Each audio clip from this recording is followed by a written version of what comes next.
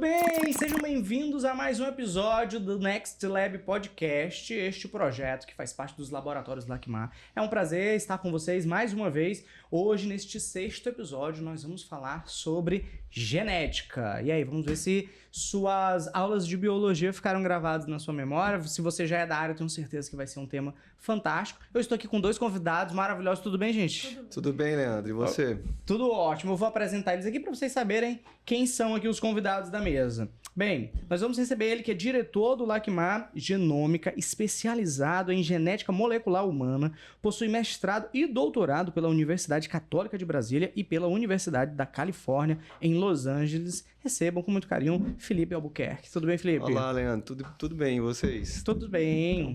Pra mim é um prazer novamente estar aqui, né?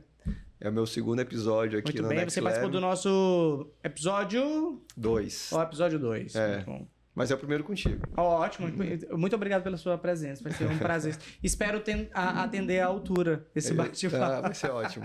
Felipe não está sozinho, porque junto com ele veio ela que possui graduação em Farmácia Bioquímica pela Universidade Federal do Maranhão, mestrado em Saúde Materno-Infantil pela UFMA, doutorado em Atenção em Câncer, com ênfase em Hematologia pelo Instituto Nacional de Câncer, pós-doutorado em Atenção em Câncer pelo Instituto Nacional do Câncer, coordenadora do Centro de Processamento Celular do Estado do Maranhão, assessora do Lacmar na área de Oncohematologia e RT do Lacmar Genômica. Fiquei até cansado deste currículo maravilhoso. Ai, mas... Seja bem-vinda, Elda Noronha. Tudo bem, Leandro? É um prazer estar aqui no meu primeiro episódio.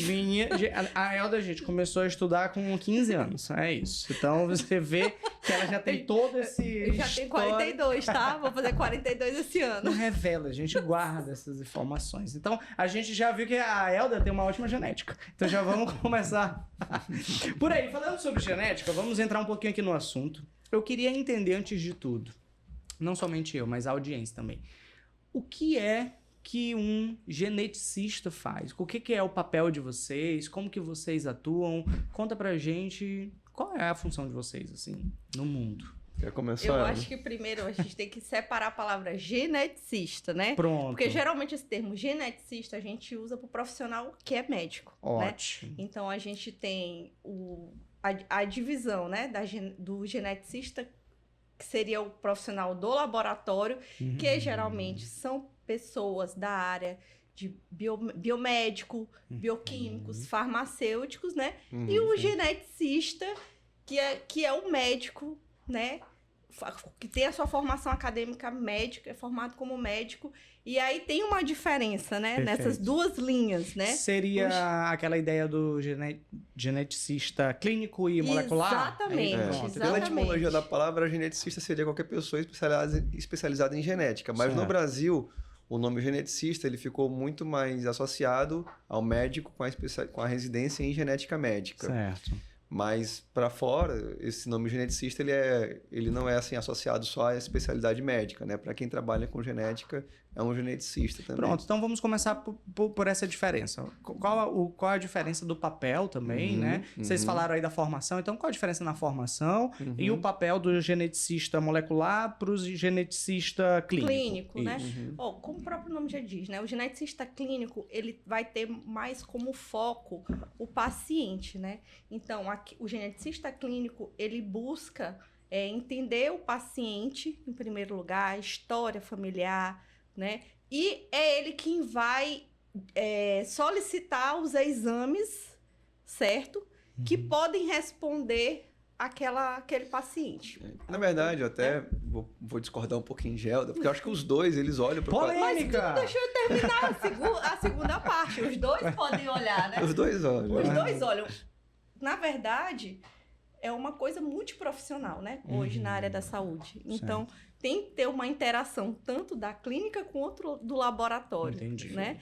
Para poder chegar ao melhor benefício da busca de um diagnóstico para um paciente. Então, tem que haver a interação dos dois. E da mesma forma, né, como por exemplo, o aconselhamento genético é uma coisa que também pode ser feita por um profissional Perfeito. especializado que seja dentro da nossa área, que a gente vamos dizer assim, laboratorial. Então, né? esse geneticista clínico, ele é o médico que fez uma Exatamente. especialização. Beleza. Fez a Exatamente. residência médica em genética médica. Pronto. Então- E o molecular? Então, a gente pode colocar os dois como, né, dois profissionais sinérgicos Certo. na investigação da doença, Uhum. né, principalmente, eu diria até que principalmente na investigação da doença. Mas o foco do médico é olhar para o paciente como um todo, né? Olhar para o que a gente chama de características fenotípicas, né?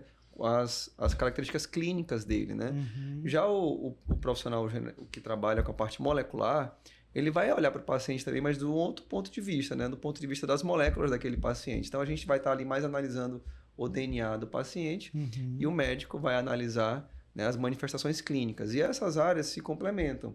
Porque Perfeito. o médico, com o olhar clínico, ele consegue direcionar os exames certos. Uhum. Mas muitas vezes, tu tens algumas doenças genéticas para você ter uma noção, existem 7 mil doenças genéticas raras. É humanamente impossível o médico olhar para o paciente, e em muitos casos, não em todos, olhar e classificar, olha, tal doença. Porque elas têm sobreposições. Ela parece essa, parece aquela, parece aquela. Uhum. E, às vezes, nesse sentido, o dado molecular, ele acaba sendo muito importante para o fechamento do diagnóstico. Perfeito. Porque, assim, para aquela doença A que tem um gene, Uhum. para aquela doença B tem a mutação naquele gene, para aquela doença C tem um outro gene relacionado. Então, quando a gente vem com o dado, olha, a mutação foi no gene C, ele consegue, então, fechar o diagnóstico, casar os dados laboratoriais, né, moleculares, com as características clínicas, né? Pronto. E um E chegar- complementa o outro, né? Entendi. Então é um trabalho realmente conjunto aí. Tem que ser conjunto. E aí, aproveitando que você falou, então, sobre essa parte dos exames, então, em que momento... Vamos começar a entrar nesse ponto. Então, em que momento é que se percebe a necessidade desse exame genético? Sim. Né? Porque aí você falou, existe não sei quantas doenças, você citou o Sim. fenótipo também, que o médico consegue ali identificar talvez pelos sintomas, mas em que momento é que o médico, ao analisar aquele paciente, diz assim, olha, aqui a gente vai precisar de um exame um pouco mais específico, genético? Pois é. E aí, quando a gente fala em exame genético, a gente tem que pensar também na utilidade desses exames, né? De diagnóstico, direcionamento de tratamento.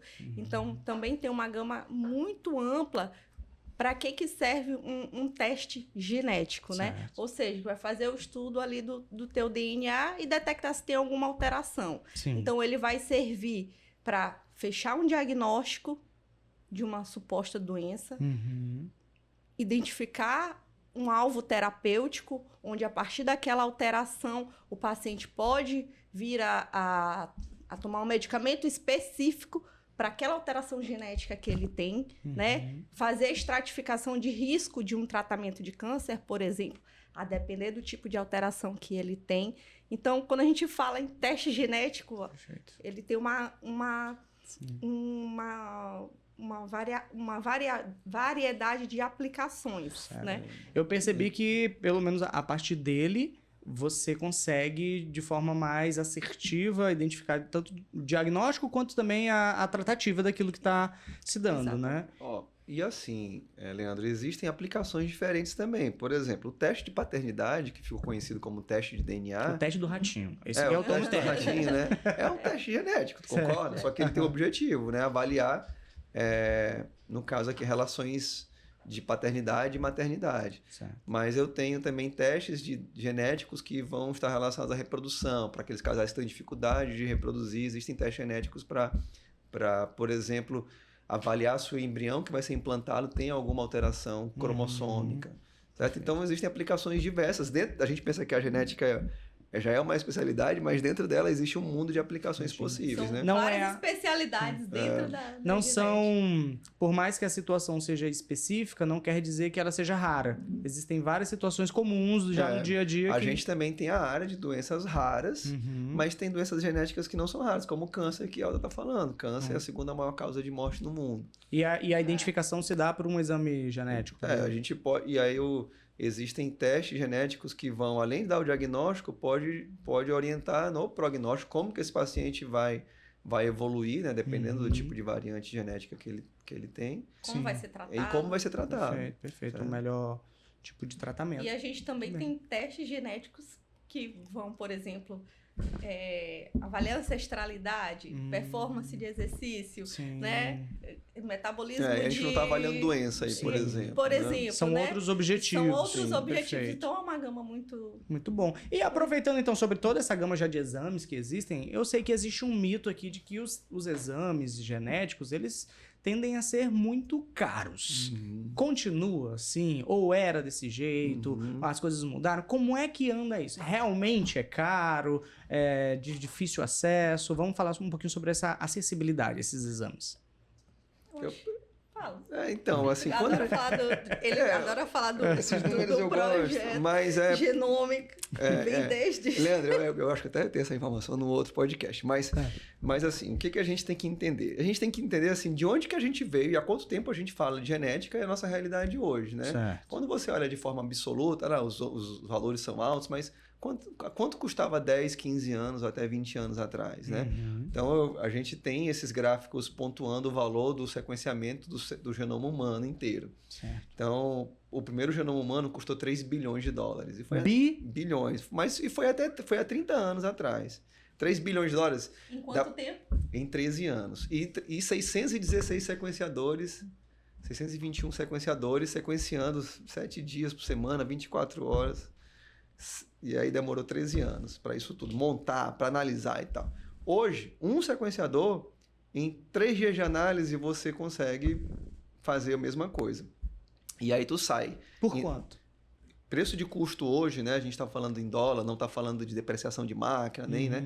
Mas é em torno de $800. Então a gente saiu de 3 bi para $800 em 3 décadas. E esse decaimento desse custo, ele é logarítmico, então ele está acelerando ainda mais, entendeu? Com o avanço da tecnologia, né? Exatamente, o avanço... E olha, se tu fores ver, no Brasil, quando a gente fala também do preço dos exames genéticos, nos últimos 15 anos, o dólar ficou mais caro, né? Do que o real, ele se valorizou. Então, se a gente tem reagentes que são dolarizados, tu esperaria um aumento do valor desses exames. E, na verdade, o que aconteceu foi, eles ficaram até mais baratos, né?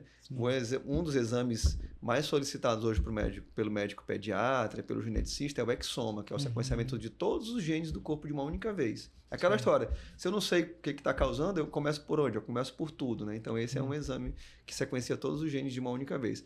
Ele, em 2012, custava por volta de R$15 mil, né? Então, hoje a gente está falando de valores aproximados aí de R$5 mil, né? R$4 mil, enfim, depende muito também ele é atrelado ao dólar, ele pode ter uma variação, né, de semestre para semestre, mas a gente observa que ele caiu de preço, né? Então, quando tu me pergunta de forma objetiva, os exames genéticos são caros? São caros quando eu comparo com o hemograma, por exemplo, certo? Perfeito. Mas o hemograma você tem que fazer quantas vezes na sua vida? Né? N vezes, né? Você internou, você está fazendo uma consulta de rotina, é hemograma.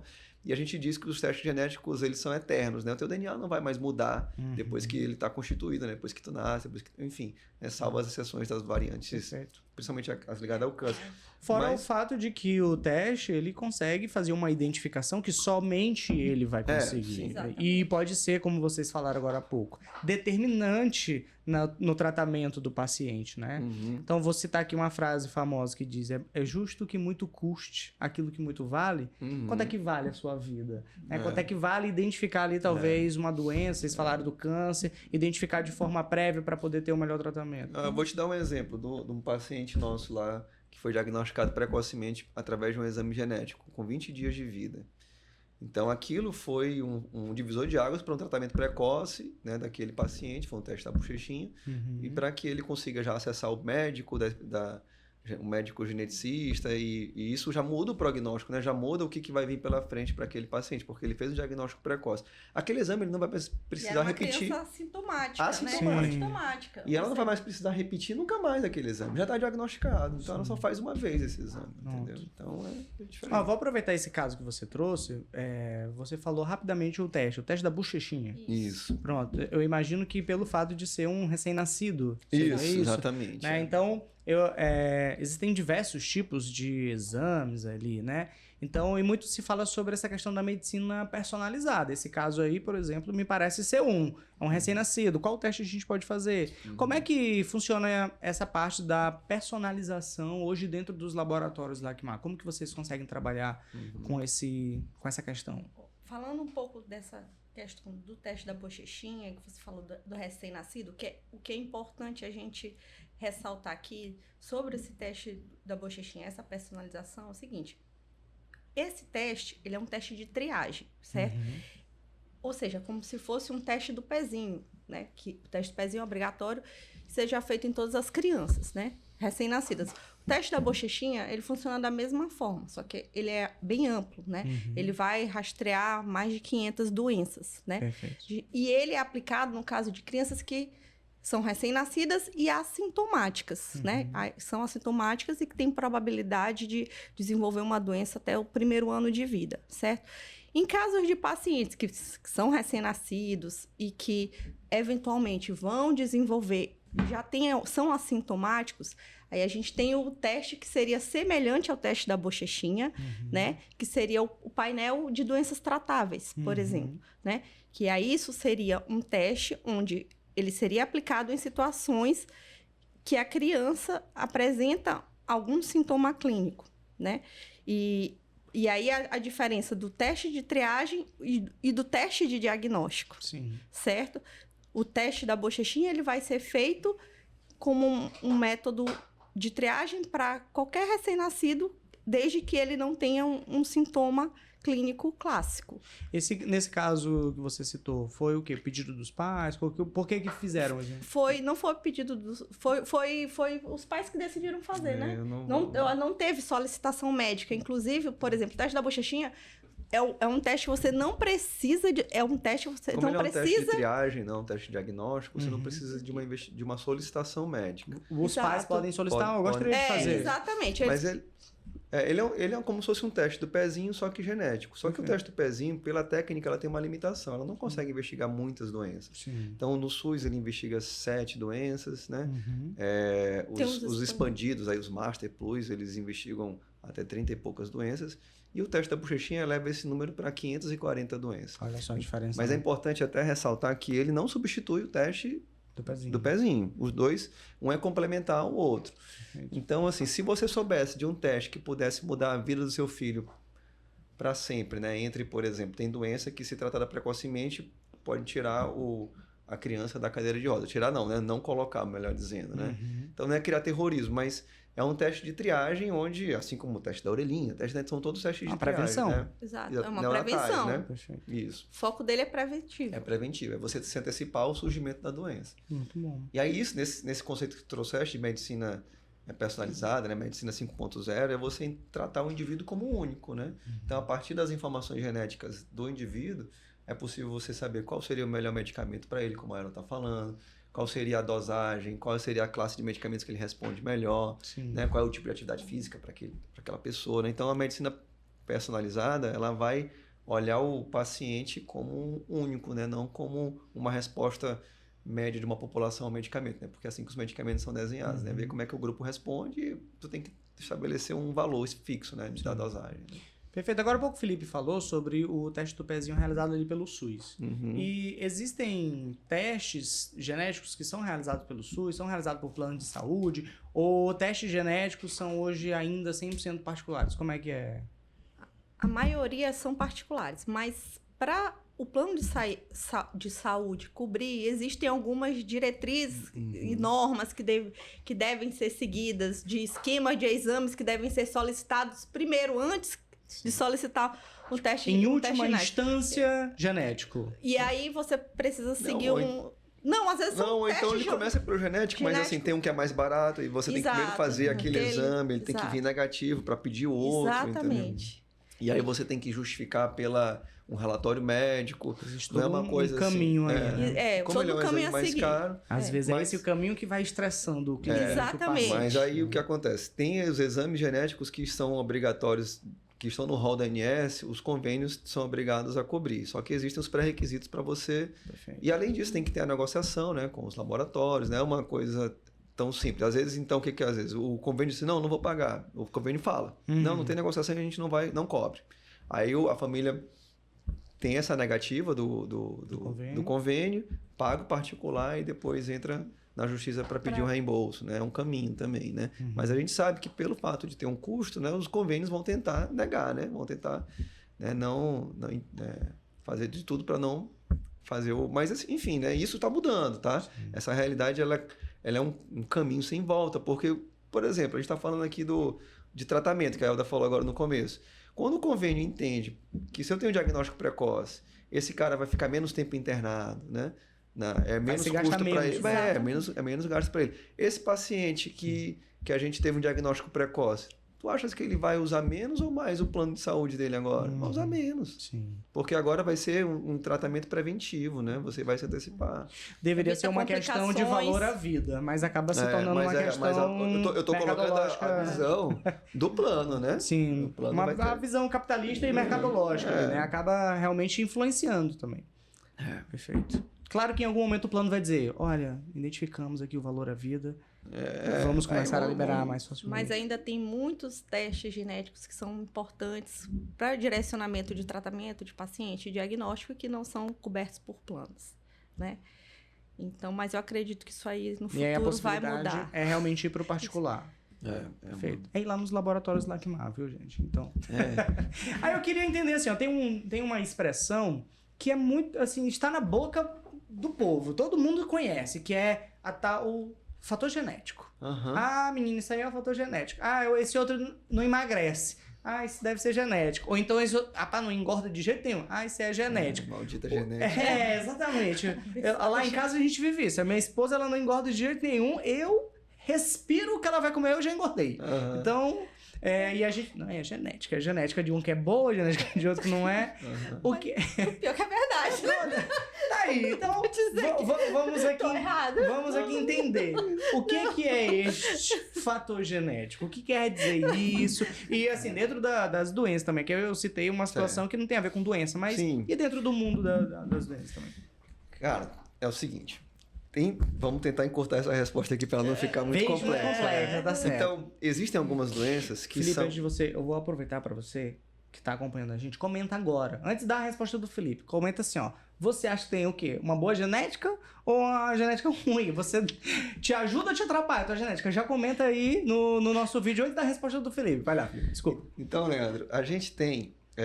dois fatores, basicamente, que vão influenciar a maioria dos nossos comportamentos, que são fatores ambientais, ou seja, não genéticos, e os fatores genéticos. Perfeito. Que seja, está escrito no teu DNA.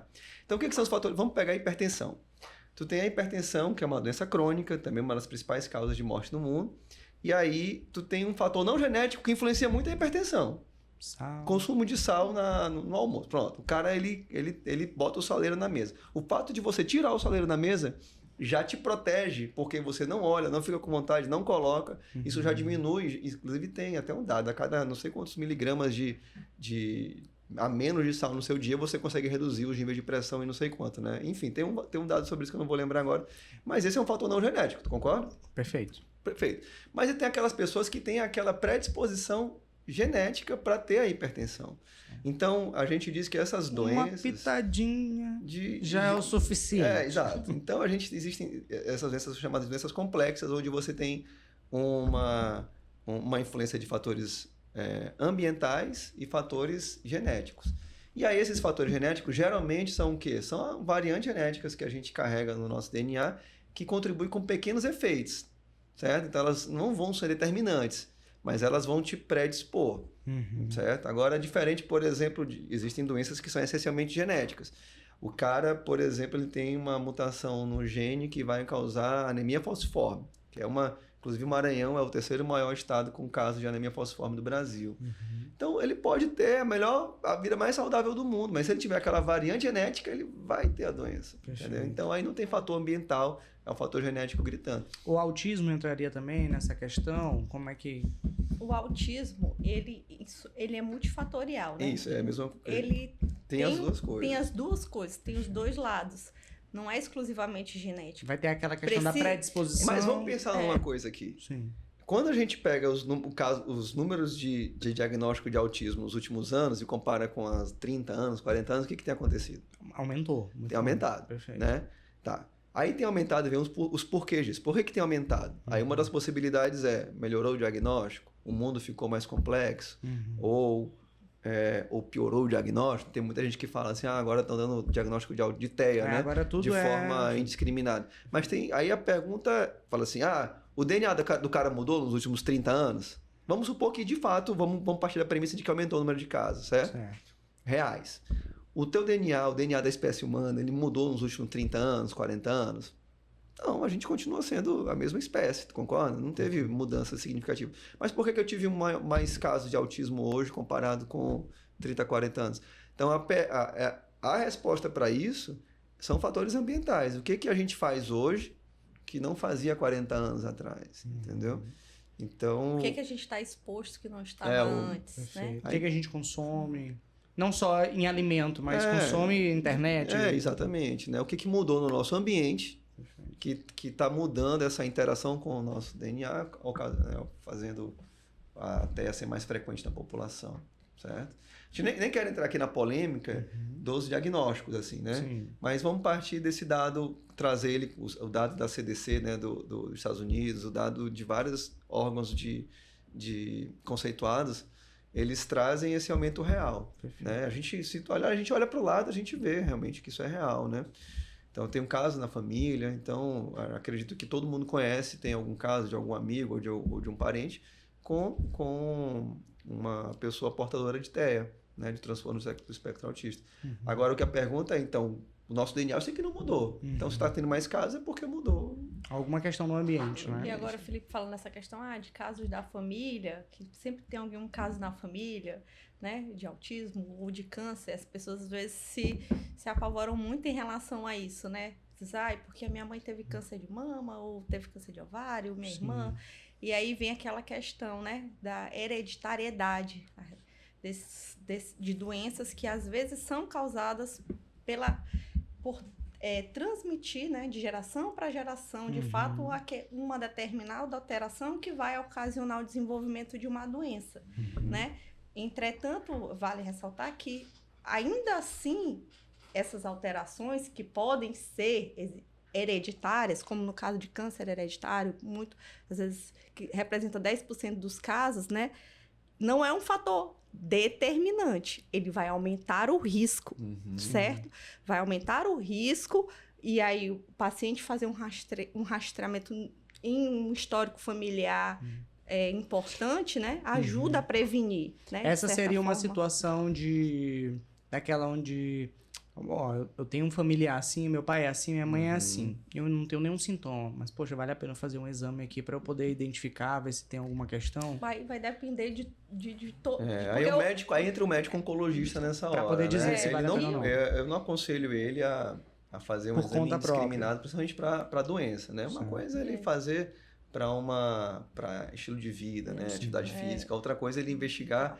Pronto, eu tô sabendo agora que eu vou ter câncer. E aí, sim, um profissional do lado dele, né? Como que ele recebe essa notícia, né? E hoje, por exemplo, o câncer é uma doença muito incidente, mas em que momento seu pai ou sua mãe desenvolveu o câncer, né? Foi em que momento? Foi já em tardio, né? Não, foi um desenvolvimento, assim, com avançada idade, que seria normal, ou foi uma coisa nova, né? Então, o paciente era novo quando desenvolveu. Então, tem toda uma questão clínica e de investigar o histórico realmente para saber se faz realmente sentido eu investigar, se realmente eu teria uma predisposição. Perfeito.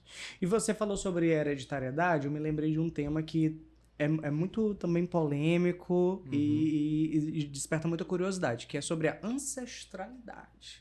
Esse teste genético de, eu quero identificar os meus ancestrais, eu sei que tem uma questão aí, principalmente por conta das cotas que existem, né? Como é que tá essa questão dos testes de ancestralidade? Tá, então vamos primeiro entender o que é um teste de ancestralidade, né? Perfeito. Imagina assim que... Eu tenho pra mim que eu sou filho de um rei, certeza. Eu também acho. Leandro, pensa assim, nós né, do ponto de vista evolucionista, nós estamos aqui há 200 mil anos, certo? E nesses 200 mil anos, a gente povoou esse planeta, certo? Ficamos 150 mil anos na África e nos últimos 50 mil anos a gente saiu se espalhando e essas populações ficaram isoladas por muito tempo. Não se misturavam. certo? Perfeito. De tal forma que cada população dessa dentro dessas populações começaram a surgir variantes genéticas novas, que são diferentes entre elas. Então, nos ameríndios, né, nos povos originais aqui do nosso continente, existiam variantes genéticas que eram diferentes dos povos europeus, africanos, asiáticos, etc. Certo? Então, quando eu identifico, por exemplo, que esse cara tem uma variante genética que é comum dos ancestrais ameríndios, a gente então entende que a ancestralidade dele é para esse lado. Se ele tem variantes genéticas que são de populações isoladas da Europa que não tinham mais em nenhum lugar do mundo, como é que você vai parar no DNA dele? Só tem um jeito, veio transmitindo de tataravô até chegar nele. Sim. Certo? Então, em algum momento, ele teve um ancestral daquele continente, europeu, etc.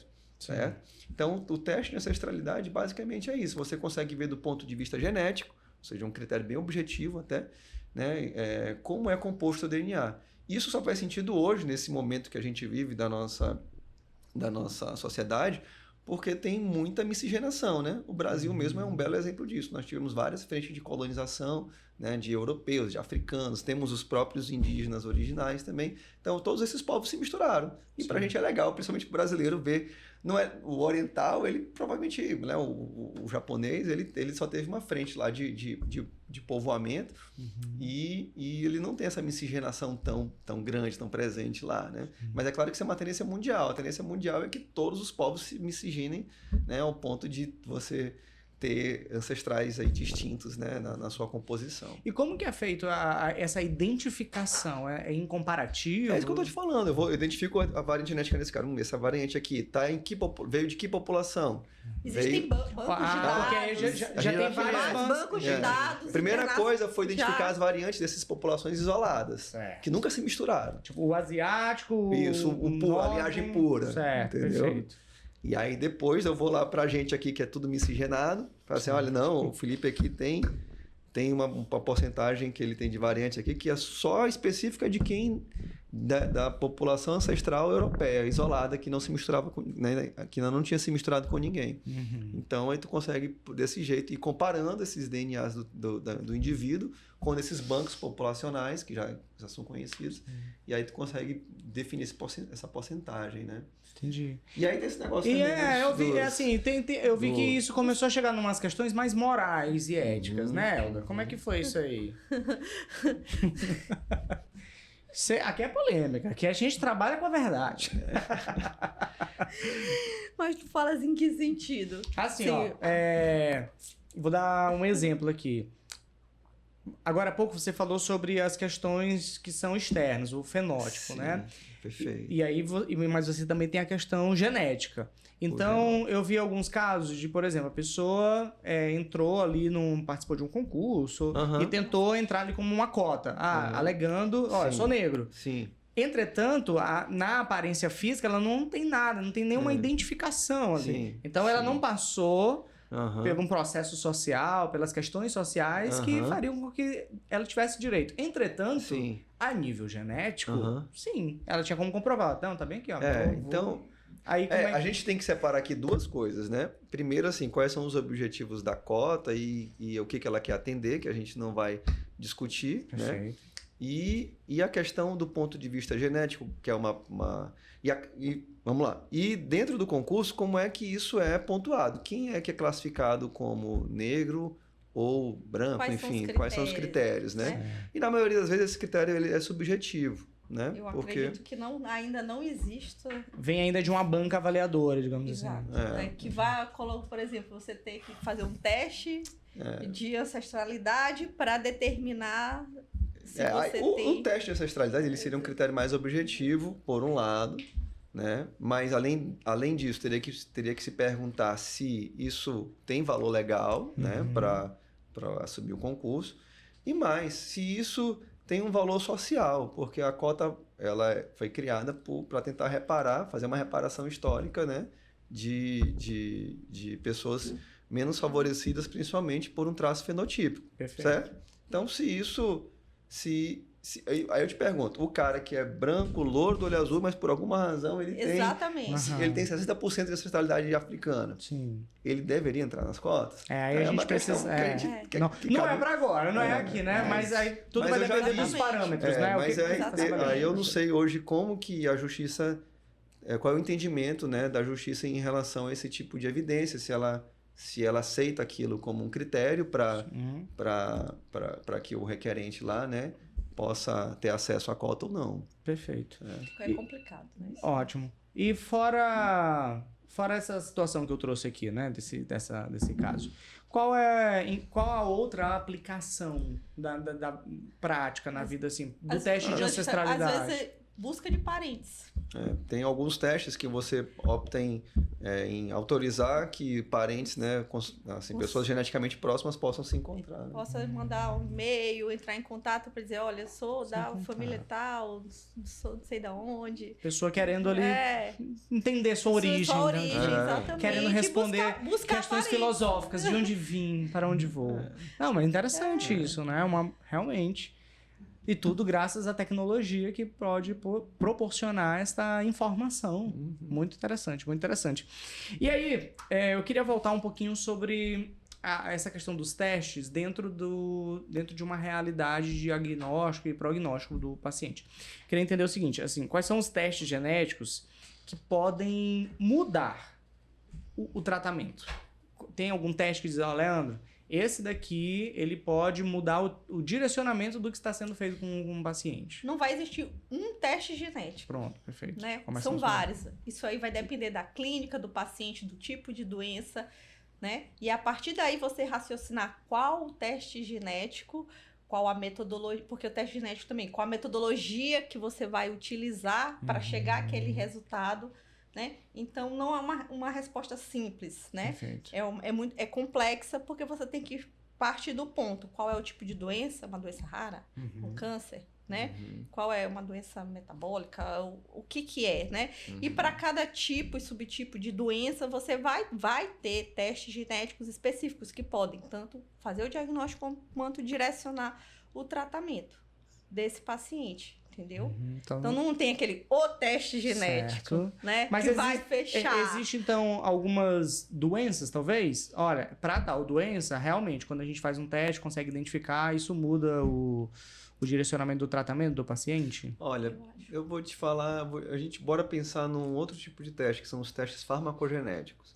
Hoje existe um teste que ele só vê qual é a melhor resposta a medicamentos que a pessoa tem. Então, para quem tem, por exemplo, é mais aplicado hoje para transtornos mentais, às vezes é comum que a pessoa ela passe por diferentes tipos de drogas, né? Ela faz a teste terapêutico.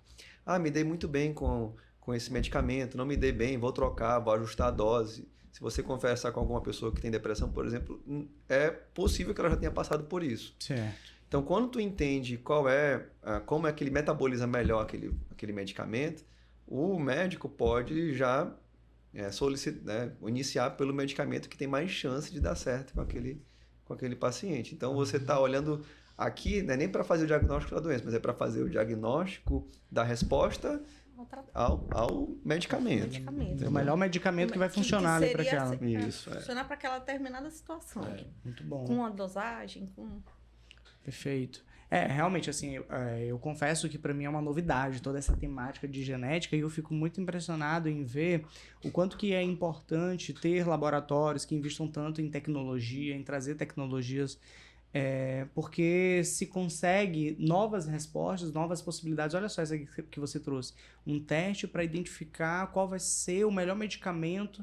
Então, o quanto que se ganha de tempo com esse paciente, e não somente isso, mas o quanto que um paciente deixa de sofrer. Melhora a qualidade de vida daquele paciente. Exatamente. Às vezes está fazendo tratamento que não está respondendo, não está resolvendo. Passa quanto tempo tentando, porque né? Fez um, não deu certo. Fez outro, não deu certo. Fez outro, deu certo esse. Caramba, quanto se perdeu ali, quanto que isso poderia fazer uma diferença na vida, na saúde, né? Na recuperação.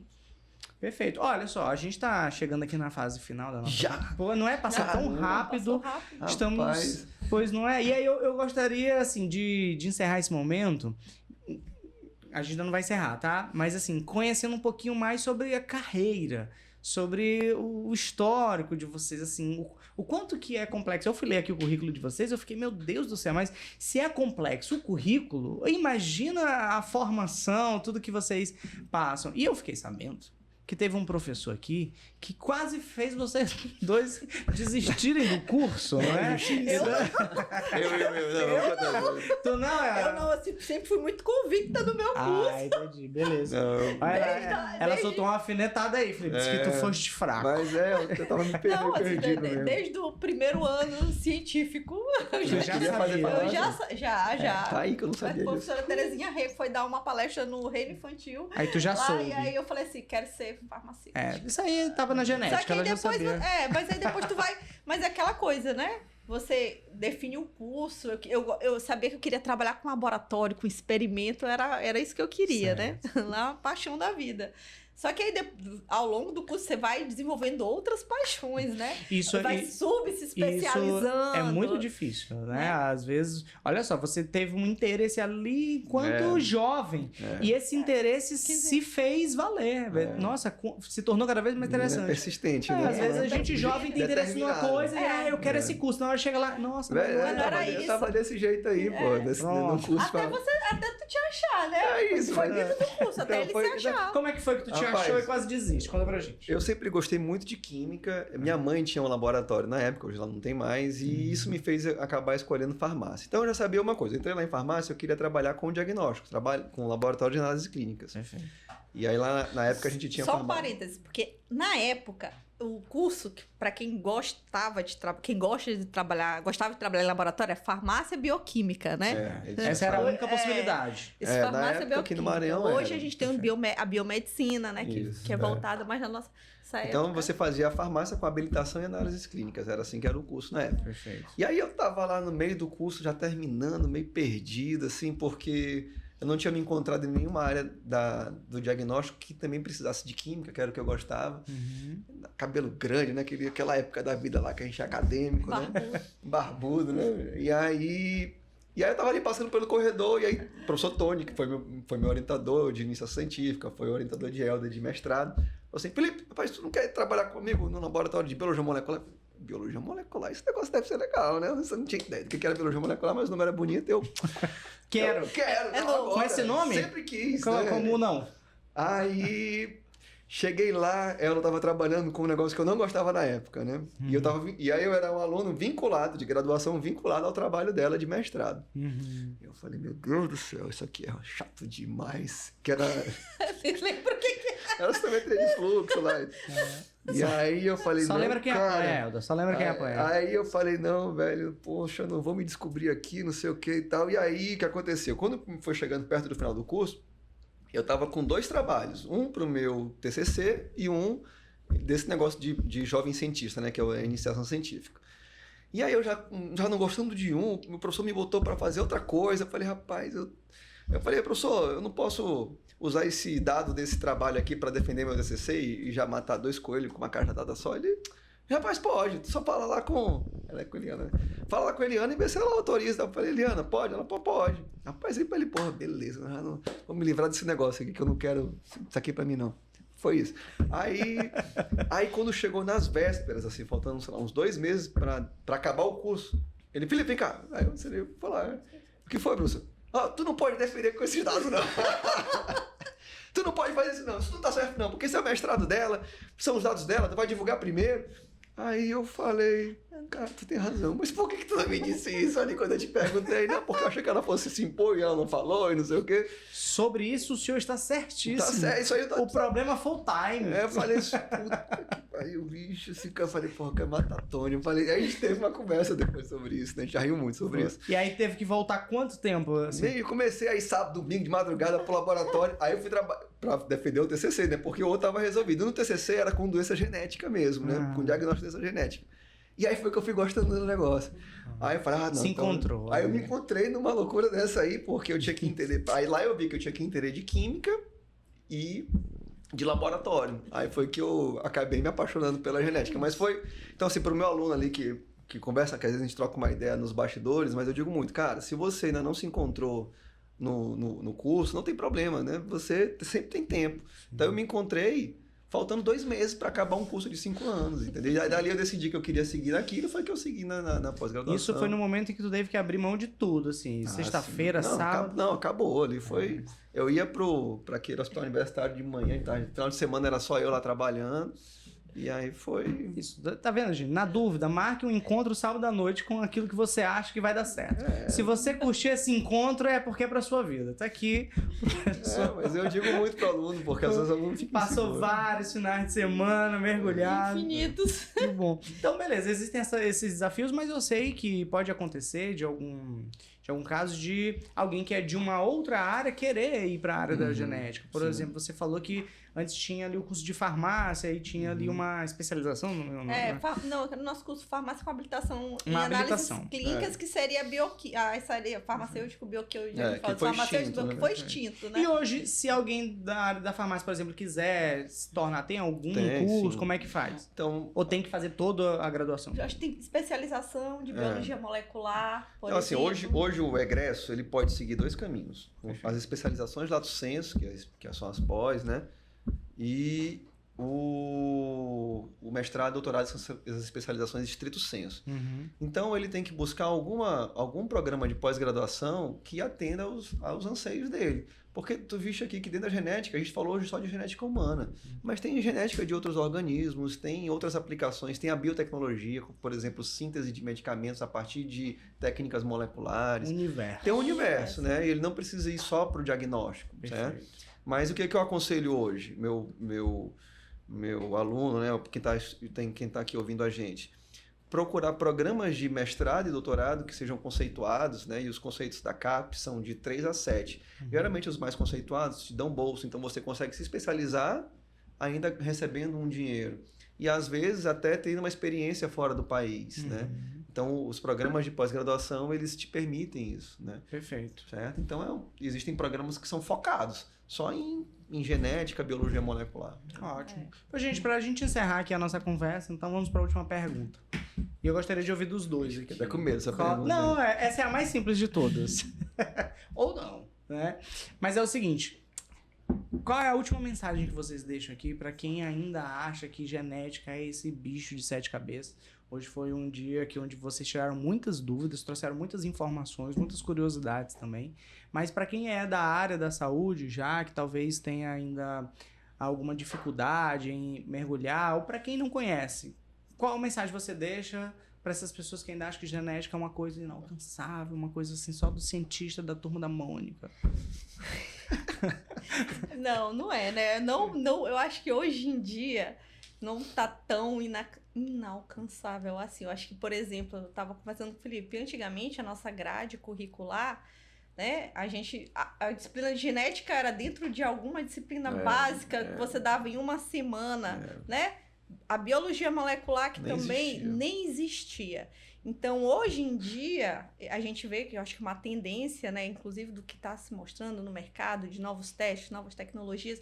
Então, os cursos vêm se modificando em relação a isso também. Hoje, os meninos do curso de farmácia, por exemplo, já têm cadeiras de biologia molecular, já têm disciplinas específicas de genética, que eu acho que é justamente para tirar essa ideia de que talvez seja um bicho de 7 cabeças.